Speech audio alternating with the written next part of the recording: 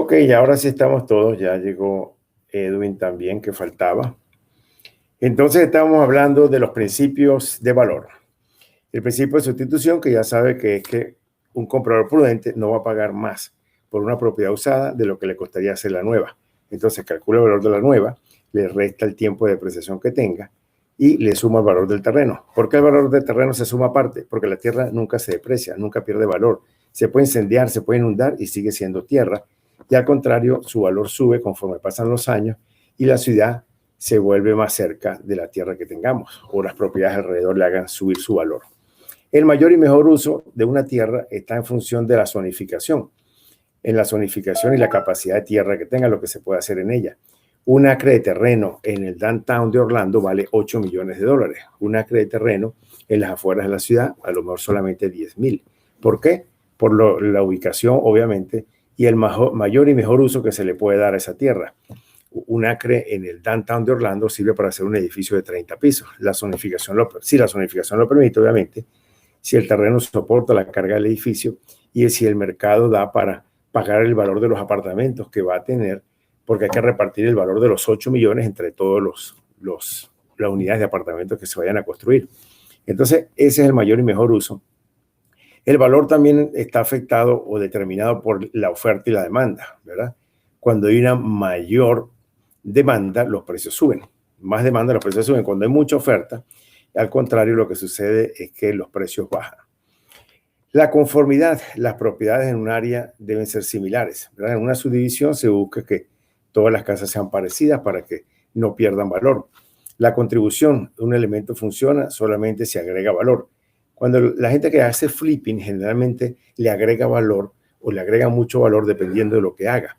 A veces simplemente cambiar pisos o alfombras por pisos de madera puede subirle al valor, pero le sube más valor realmente si una casa se embellece más por fuera, si le hacen un porche, si le agregan una habitación, si le agregan un baño, si la remodelan de tal manera que ahora la cocina sea más amplia y con vista a la sala. Entonces, esas son las cosas que contribuyen a que le agregue valor a una propiedad. La ley de rendimientos crecientes y decrecientes. Pues las propiedades apuntan al equity, ¿verdad? Todo lo que se busca es que una propiedad esté comprada en un sitio donde los valores estén subiendo, subiendo, subiendo. Hay zonas donde debido al AMPA o a la situación de delincuencia u otros factores, los precios, al contrario de subir, van bajando. Entonces eso lo puede ver uno comparando los precios que han tenido los 6 meses anteriores, el año anterior, se puede determinar si estamos en una zona donde el valor sube o el valor decrece. La competencia, ¿verdad? Muchas casas en venta en una zona reducen la viabilidad de venta. Si hay demasiada competencia, se ponen todos a pelear y entonces lo que hace es que se reducen los precios. Y el cambio, las fuerzas del mercado afectan el valor del precio, pero cambian gradualmente, ¿no? Por ejemplo, una reducción en las tasas de interés produce un cambio en la motivación de la gente a comprar, pero ese es un cambio que sucede lentamente. Y anticipación, los compradores esperan que el valor aumente. Cuando hubo la caída en el 2008, que bajaban y bajaban los precios, los compradores estaban esperando a que el valor cayera completamente.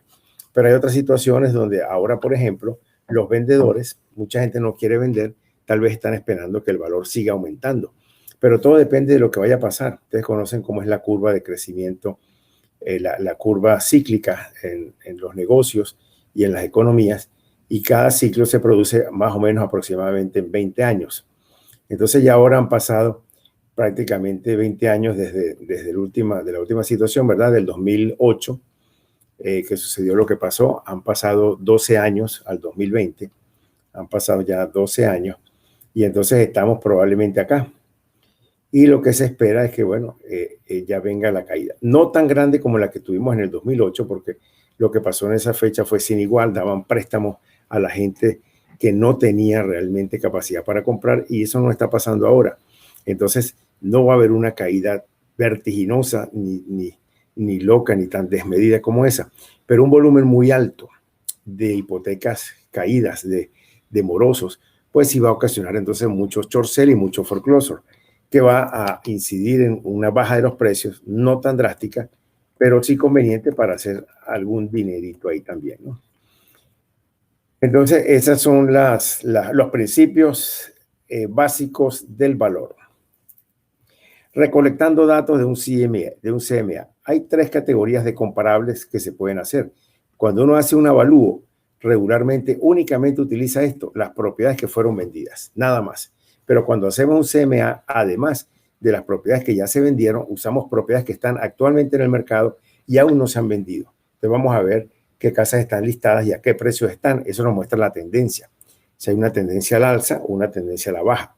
Y también vemos en un CMA los listados que caducaron, casas que tuvieron a la venta y no se pudieron vender. Usualmente cuando un listado caducó y no se pudo vender es porque el precio estaba muy alto. Entonces se utilizan estas tres tipos de propiedades para hacer un CMA, mientras que para hacer un avalúo, un evaluador únicamente utiliza las propiedades que se vendieron. Para hacer una venta comparable debería uno ser similar, ¿verdad? Si estamos analizando una casa de 3 habitaciones y 2 baños, pues teníamos que tratar de encontrar una casa que se haya vendido de 3 habitaciones y 2 baños. Pero puede suceder que no la encontremos, sino una de 4, 2. Entonces, en ese caso, si el comparable que se vendió es mejor, porque tiene 4 habitaciones en lugar de 3, hay que restarle el valor de una habitación. Eso es hacer los ajustes. Lo otro que se busca es que se haya vendido recientemente. Tratamos de encontrar lo que se haya vendido en los pasados 6 meses. Solamente si no encontramos nada o no hay suficiente información en los pasados 6 meses, nos vamos a 12 meses, a 6 meses más atrás.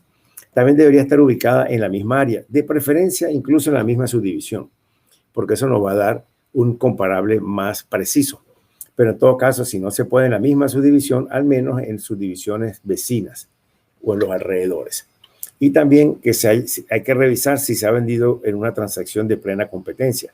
Es decir, si la casa se vendió bajo una situación normal o si se vendió en una situación donde la casa estaba en un foreclosure, en un short sale o en una situación donde había muchas casas a la venta en el mismo momento, una alta competencia por los precios. Las mejores fuentes para hacer comparables son el MLS. Ese es el más conveniente, pues ahí está todo lo que se vendió, lo que se listó y no se pudo vender. Ahí está lo que está a la venta ahora mismo. Entonces están los 3 factores que necesitamos, ¿verdad? También se puede buscar archivos de la compañía donde usted trabaja, si tienen récord en cuánto se han vendido casas allí. Registros públicos. Los registros públicos los vemos en Realistic. Ahí se verifican las ventas y los precios. También podemos consultar con otros colegas, con otros licenciatarios. Y también hay empresas de servicios de datos que hacen estadísticas, que toman esos datos, los filtran, los analizan y entonces le venden a uno esos servicios de datos. Entonces, esas son fuentes en las cuales podemos surtirnos para hacer comparative market analysis. Los ajustes por diferencia, ¿verdad? El sí es que si el comparable es inferior, se suma a, si el comparable es mejor, better, se sustrae, se resta. Si el comparable es inferior, hay que agregar. Si el comparable es mejor, se resta, ¿verdad? Los ajustes siempre se hacen en la propiedad comparable. Luego se hace una reconciliación, que es la resolución de varios valores ajustados, no solo promediando. Ustedes recuerdan que si uno tiene tres casas y entonces una, después de hacer los ajustes, nos dio $200,000, la otra nos dio 250, digamos, y la otra nos dio 300,000. Entonces un evaluador no va a sumar las 3 y a dividir entre 3, sino que va a ver cuál de las 3 se parece más y entonces le va a dar un peso, una influencia. Usted puede decir, esta fue la que se parece más y a esta le puede dar un 60% de peso.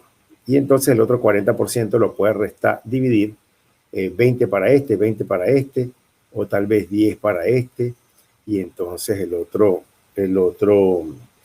sería el otro 30% para este. Y ahí tenemos el 100%. 10 más 60, 70 más 30, 100. Entonces aquí lo que está pasando es que el evaluador le está dando más importancia a la casa que se vendió en $250,000 porque es la que más se parece. Eso es lo que se llama reconciliar ajustando los valores. Y entonces finalmente se da un reporte de valor, con un precio, ¿verdad? Se reporta el rango de valor con un precio. Bueno, esto es todo de esta unidad 5. Hay preguntas sobre